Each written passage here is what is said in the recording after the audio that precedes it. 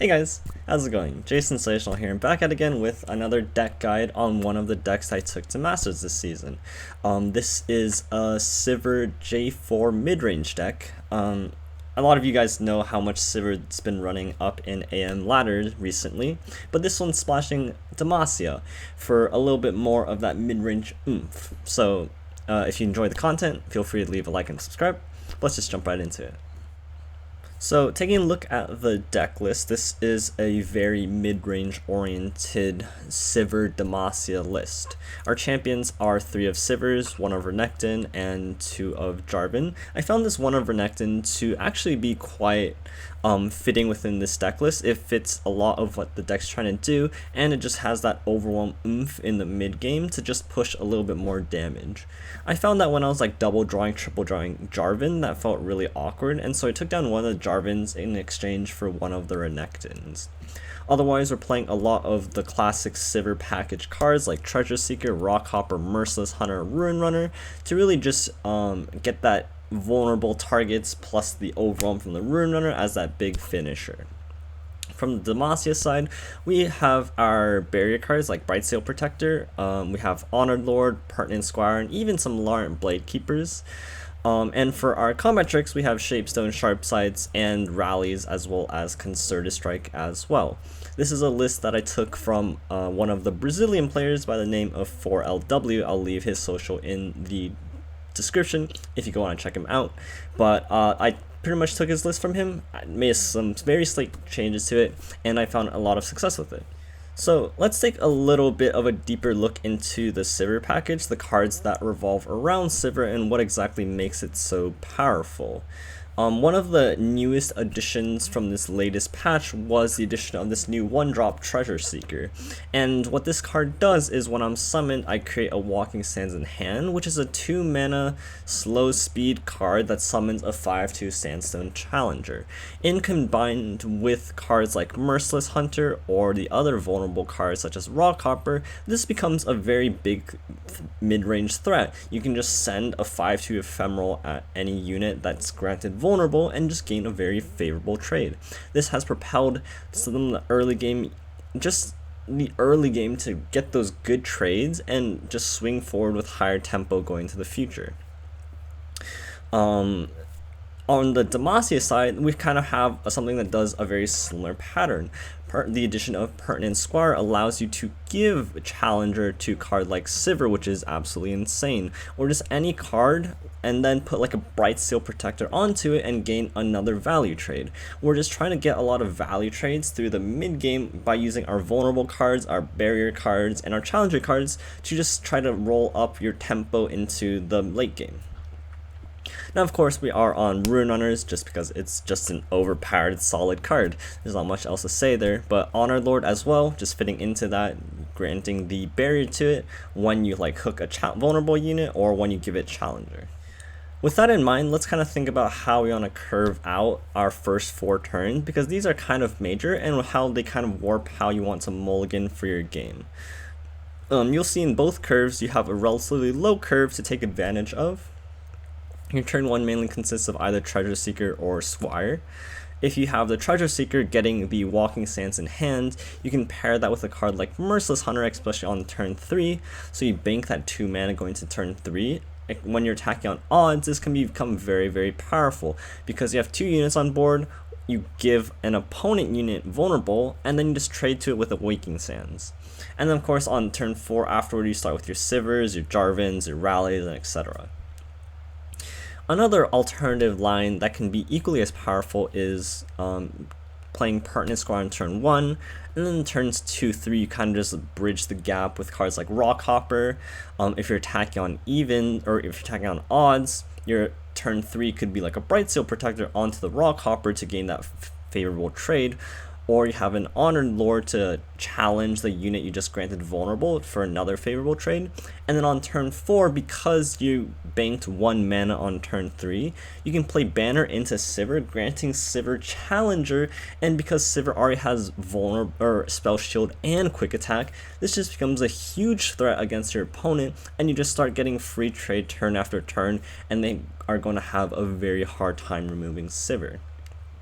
What you'll notice is you really want to be mulliganing for your early game cards because they are super impactful to gain that early tempo in order to roll forwards into the later turns, to capitalize on your rally cards, to, you know, drop down J4 comfortably. When you're looking at this deck, the main takeaway and the main way you have to think about this deck is that your only removal is pretty much your attack token. You don't have cards like Mystic Shot, you don't have cards like Single Combat. Your only removal is Concerted Strike, and so any other way of killing your opponent's units is either through your attack turn or having them attack into you and you deciding how to trade down the board. With that in mind, there's two things that you have to kind of take away from it. The first thing is you need to use your vulnerable units very, very wisely. You can't just throw away Merciless Hunter at like a random unit. Now, of course, you want to be playing on curve, so sometimes you don't have that liberty, but if you know that your opponent's holding back like their own Sivir, for example, you want to make sure that you have a Merciless Hunter stored back so that once they play that Sivir, you have the Merciless Hunter to challenge it. Because if you don't give a unit vulnerable, you're relying on your opponent to trade their units into you.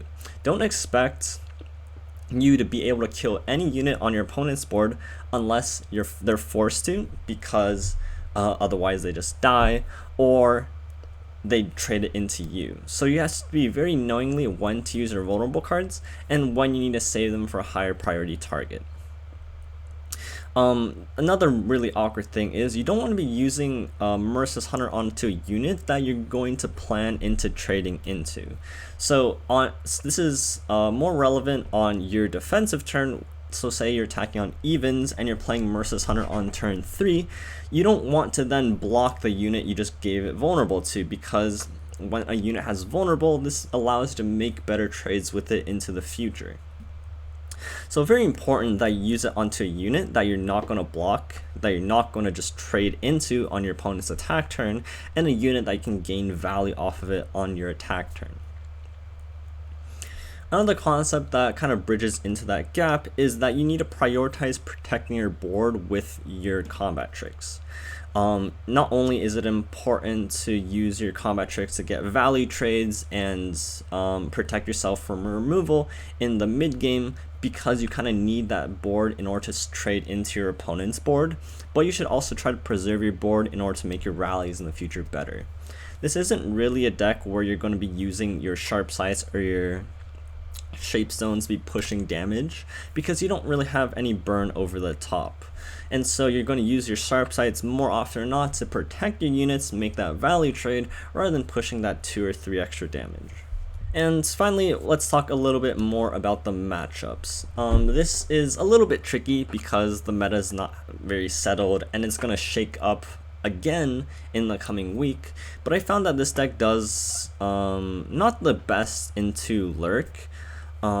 If Lurk gets out with a really aggressive start, if they get their pikes, their pike spells, it becomes very hard to close out the games, because you can't you just don't have enough like Merciless Hunters, you don't have enough ways of removing pike off the board, and because pike has quick attack, it's very likely that they're able to protect their pike and you're just not able to remove their threats.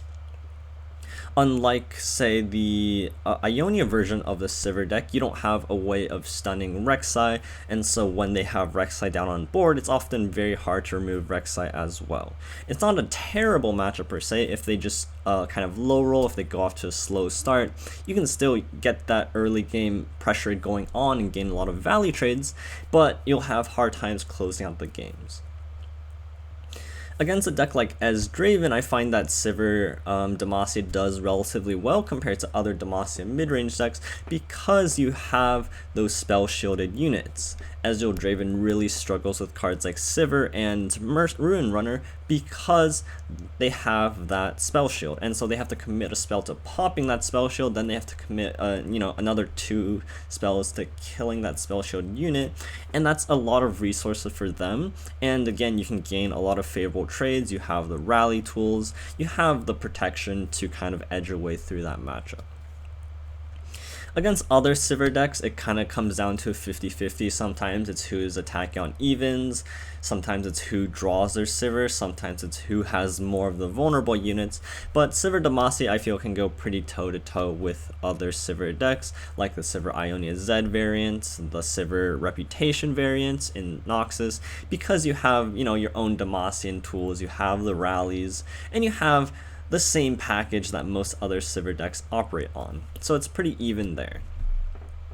And then finally, where these Sivir decks do well into, just generalizing not only this Sivir deck but other Sivir decks, a lot of these Sivir decks can do well into some of these slower matchups against like a Karma deck where they're trying to drag the game out onto turn 10, or slower decks that don't develop on their first couple of turns.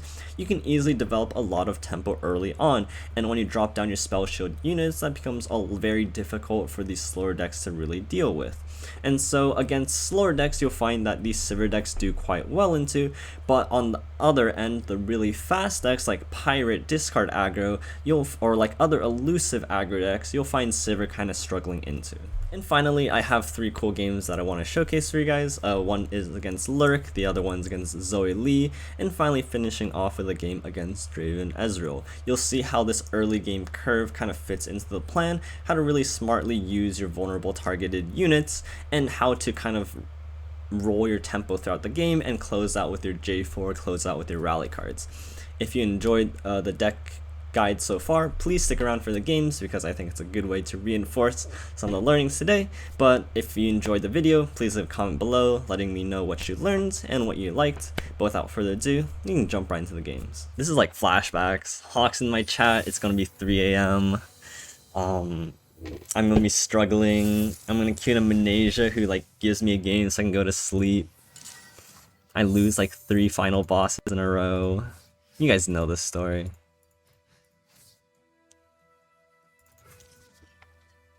This hand's not bad. This hand got a lot better.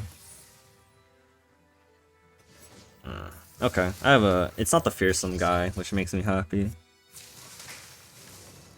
Didn't miss Lurk, unfortunate. Dove Lions off of Spooky Karma.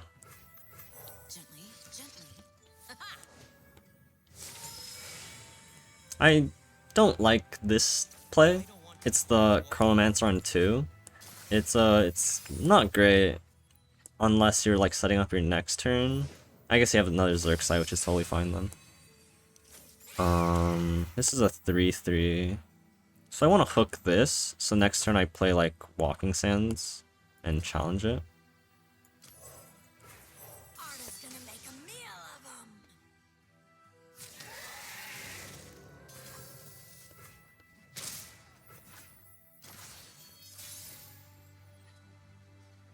Oh, that's way better.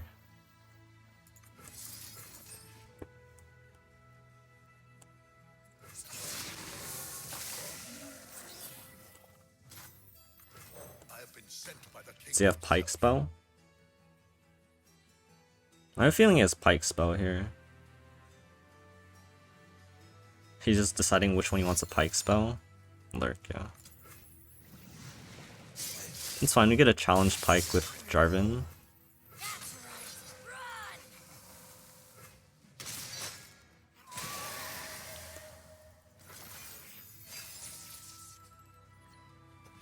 So we Rune Runner into Jarvan, that's like a pretty strong turn for us. We get a block here, and then we just have 2 Spell Shield or Barrier units.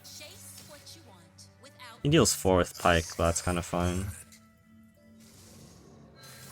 Doesn't hit Rek'Sai.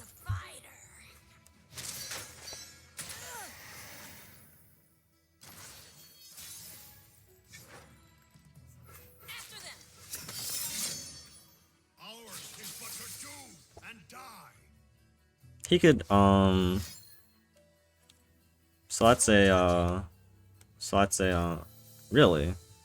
Wow, that's insane. That's 2 more for my Jarvan. And I can actually use these Cataclysms very aggressively on this Rune Runner. This is the reason I was saving behind this 2-1, so I can like block into this 2 health unit. He wants to like... Oh, another Pike? Okay. It's a little bit annoying. because this Pyke's gonna level here. Wait, levels now? Oh, fuck. Wait, what? No, no, no, no, no. Alright, I guess we lost. Fuck. What? I didn't realize it was leveling there. Damn. That's nuts. Kinda nuts. He just drew 2 Pyke spells. Not much you can do there.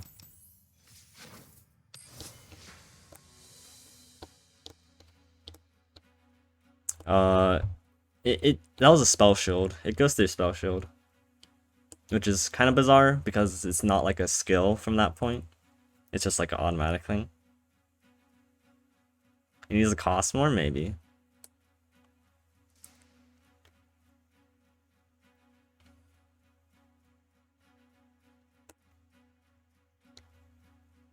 I wouldn't mind it sitting at like 5. Changing to slow speed kind of destroys the card though. Like a deck like this needs that interaction, right?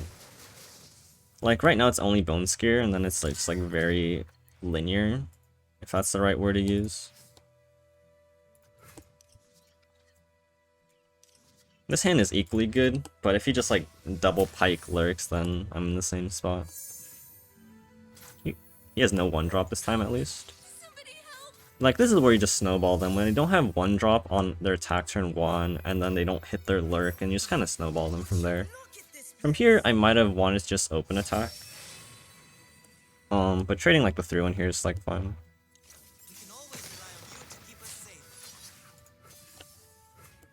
Because he's not gonna hit Lurk until turn 3, which is good for us. We have Tattered Banner Honored Lord here, which is pretty good. Next turn, we'll play around Pyke spell by just attacking.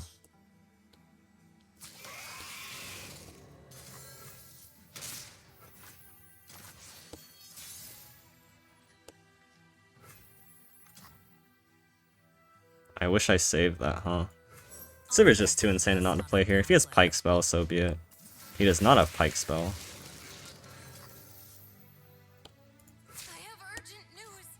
Feel pretty good here then if you didn't have Pyke spell.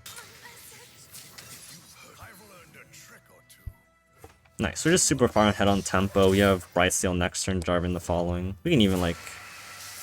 Okay, so if he doesn't develop, we can just like Aegis. Or we also just play Brightsteel, but I think it's Aegis. He's just gonna open here. That's kind of fun. Alright, he's probably not gonna open. Yeah, I didn't think so.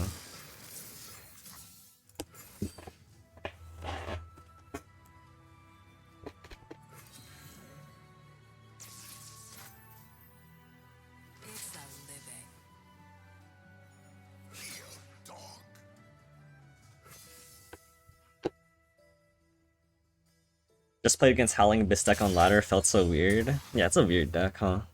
Not much of those roaming around, but you definitely see it here and there.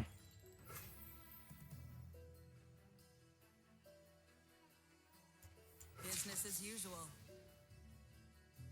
This doesn't feel that great, unfortunately.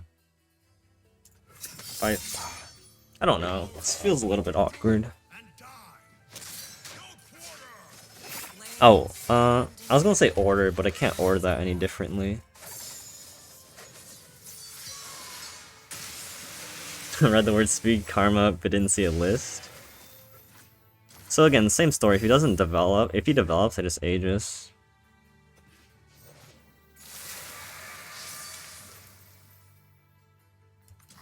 I don't care about J4 anymore. He's done his job. I should have played this while I had this. I don't know. I couldn't. I had to play Aegis first.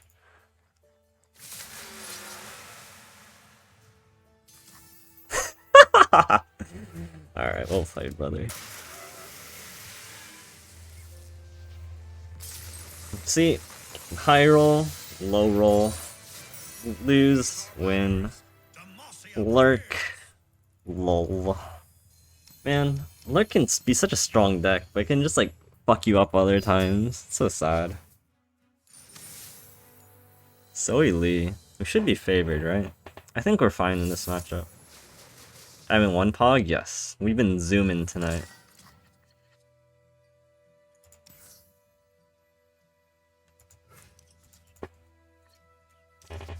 This is a pretty decent hand. That is insane. This is like the perfect hand.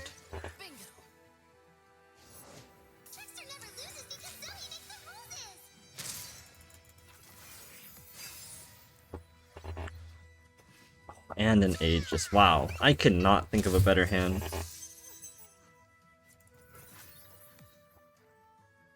The issue with like hooking Zoe is that he could have like Eye of the Dragon, and that might be like higher priority. How does J4 Sivir feel right now? It feels really nice. Just generally like any deck with Sivir right now, with like, you know, Treasure Seeker. I mean, this deck was like pretty good like beforehand, right? It's just now that Sivir is like out in the spotlight, everyone's just having a little bit more fun time exploring like just what they can do with it. And this is just another one of those decks that just came out of that interesting pass. So even he pales here, that's fine. He could twin Disciplines here. That's also fine.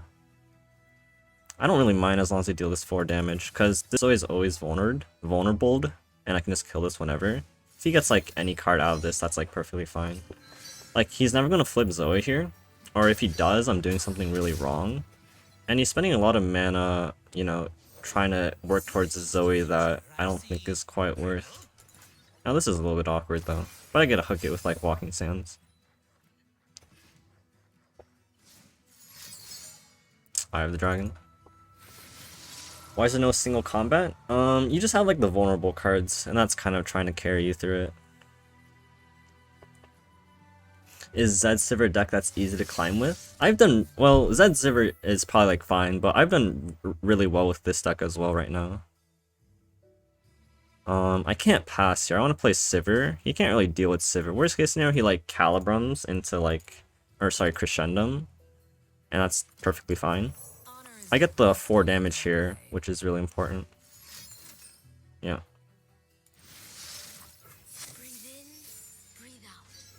The Dragon Link can't block Fearsome. He's actually gonna buff this, which I guess makes sense. But he's not scared of Sharp Sight, which is strange. Because like if I Sharp Sight this, he loses. Nice. Yeah, so he's scared of Sharp Sight. Which he should be. He's just choosing not to accept it if I have it. Also very ballsy on his part.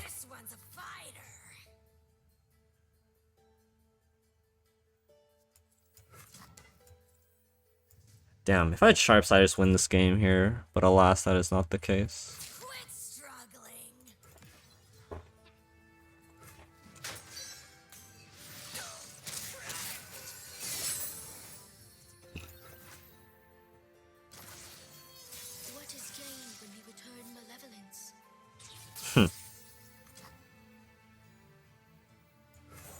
This is good, because I can hook the Zoe with the Rune Runner. He doesn't have a Fearsome blocker. Well, I guess now he does.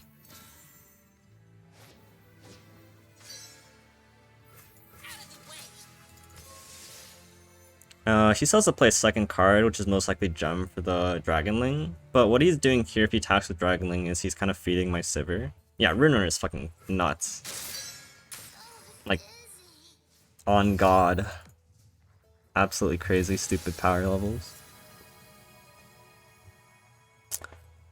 If he plays Lee Sin, he can flip it, which is actually kind of scary. Actually, he's like 1 mana short, right? Unless he gets Moonsilver. So I'm still a little bit scared of Lee Sin, but he is at 9 health, going to 11. I have Jarvan's. My Sivir's gonna level if he's very like uncareful with how he attacks with his Dragonlings. And then if my Sivir levels, he just can't interact with my board anymore. Unless he like palms my Sivir, for example. Or like Cautious, I guess. So if he develops this turn, I want to play Brightsteel. And then if he taps too low, I might go for like a rally.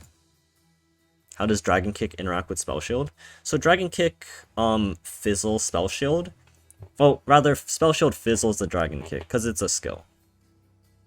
And then so say Lee Sin's Dragon Kicking Rune Runner, it'll fizzle the Spell Shield and then it'll just strike.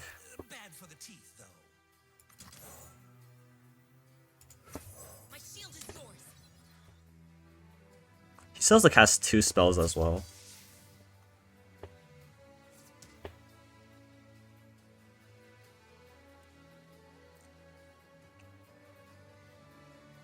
Like, if he doesn't cast 2 spells, he's not getting his Dragonling, and he needs that blocker for, like, this 3-2, for example. So he didn't have Lee Sin, which I'm stoked about. Really? He's popping Spell Shields here. But now I get a rally. Isn't this rally just nuts?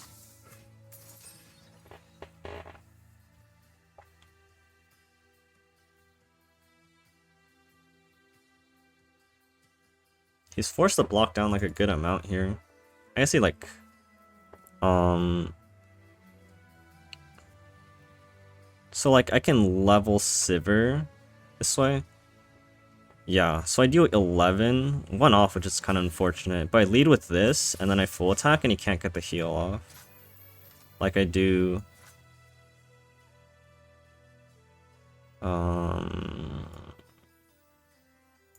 I guess he can like put it here, but then he doesn't get the heal. He's forced to...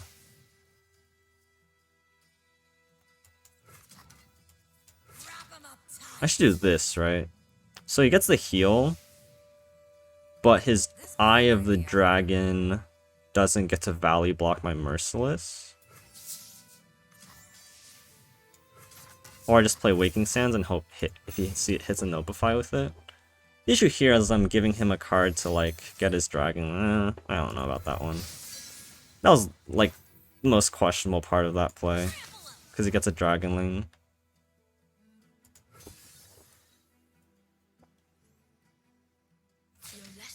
So he has a Dragonling block here, but then I get a free barrier attack onto here, and then I Jarvan and it should be lethal. Well, he's gonna like palm, I guess. But he doesn't get the heal anymore from his Dragonlings. Everything has quick attack. I guess he can like Hush Sivir and get like a 2 heal off.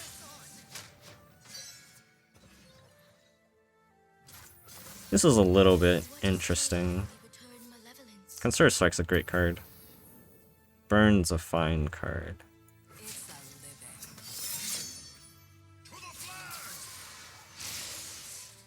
So like he's gonna Hush here, get 2 heal, take 10. So he has to palm here, Hush here. If he doesn't Hush here, he still like isn't winning. So he's gonna palm here, I guess, and then he takes 3. Okay, sick. Walking Sands was made from Treasure Seeker? Yeah. It's not good enough to main deck, but when you get it for free, it's fucking insane. What's going on? Stop. Blue God, get out of here. I've queued into Blue God more times than I would like to admit.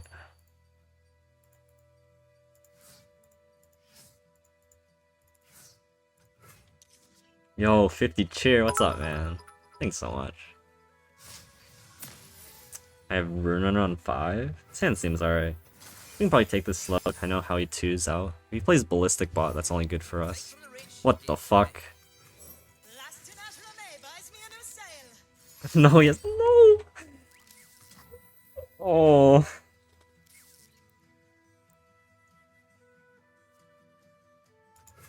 What spells? What spells? I have Shapestone, I have Concerted Strike, and I have 1 Rite of Negation. I have Sharp Sight. Oh my god, there's so many cards. Oh my god. I'm so fucked. He's gonna Thermal Beam my Merciless. And he's gonna strike again. We've lost.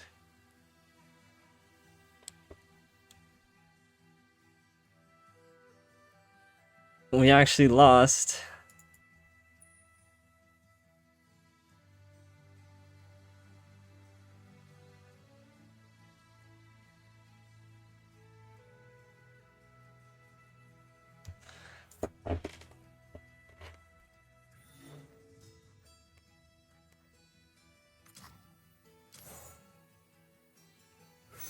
I can't believe it.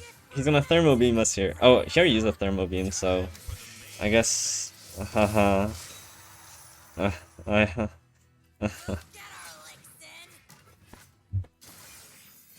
Isn't it the strongest spell? Holy moly, what card would that be?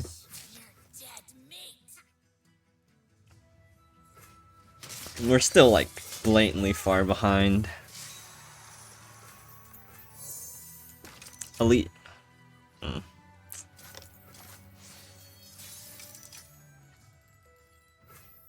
That's a good draw. Ah, we could have started with the one drop. This was a slight mistake on my part. It's not the strongest, it's the most convenient. Yeah, it's the card you wanted the most.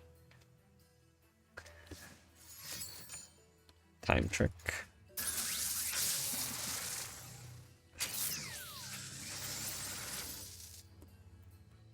So the reason I didn't want to play... Sure. The reason I didn't want to play Rune Runner into this was because I didn't want to... I wanted a unit that I could like Bright Steel into that. I don't see the punish of playing this.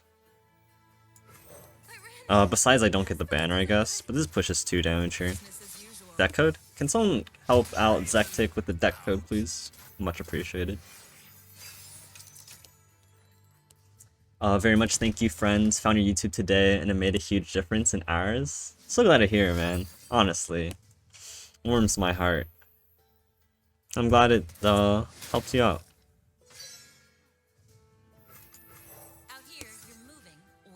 You're from Brazil, so I pay 5x in USD? That's rough. Sorry to hear. I've actually been... This is like sort of random, but I've started learning Portuguese on Duolingo. It's very elementary. I can say some very basic stuff. But welcome, man. What's up?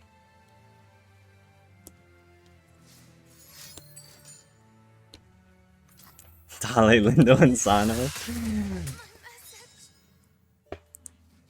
Alright, I knew what Dale was beforehand, but the sentiment is there.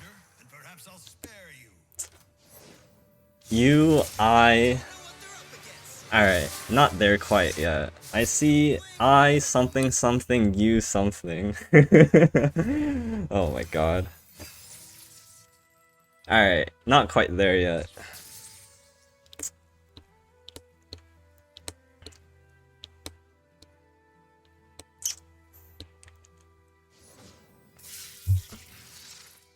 Sure, I have the sharp sight here. I can put my barrier onto the Rune Runner, and this is like super obnoxious for him. I could even like Cataclysm to push like a few damage here. Ooh. I can Cataclysm plus Conserve Strike this turn. I take 2 here, but that's fine. Is that a 1/5? It's fine. The issue is if I Cataclysm now, okay, this is interesting. Cataclysm loses the barrier. So ideally I Cataclysm like the Draven, and then I Sharp Sight block the Ezreal. Alternatively, I can play... No, this should be correct. Oh, I should have, you know what? I should have Cataclysm the Jarvan. You could have like a flock, I guess.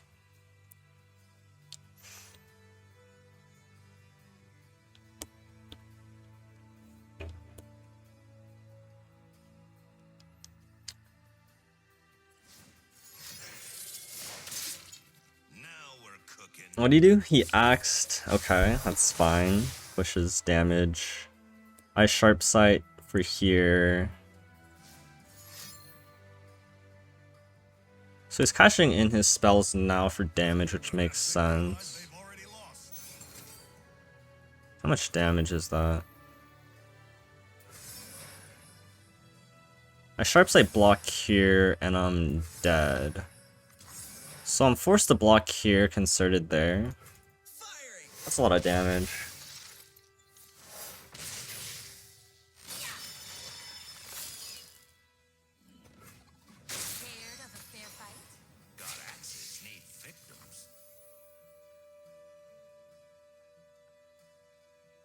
The issue is he axes and he trades, right?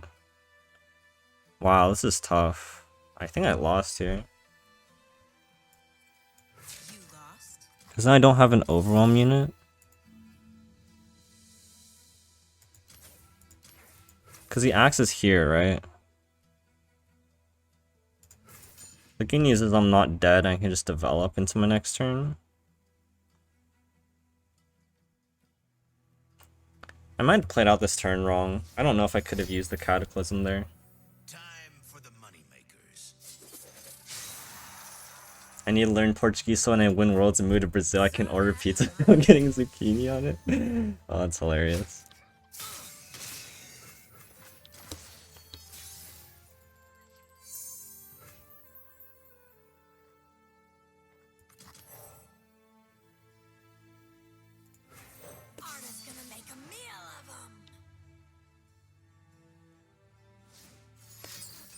Okay.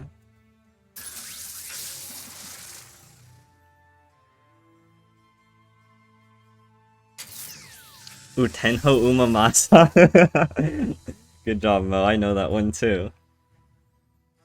It's the first sentence Duolingo taught me. I got you, man. Ooh, Tenho Umamasa.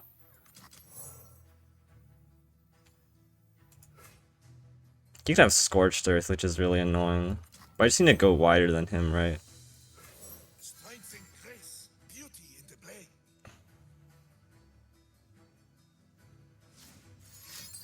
Yeah.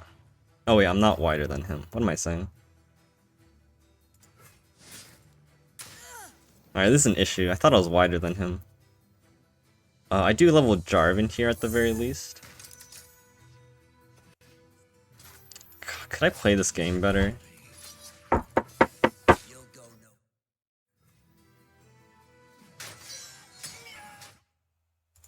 So I get the Cataclysm. He can't really play a unit into it. He hasn't shown that he has 5 burn. He gets a random spell, which is probably the scariest thing out of anything. I need to kill that, I feel.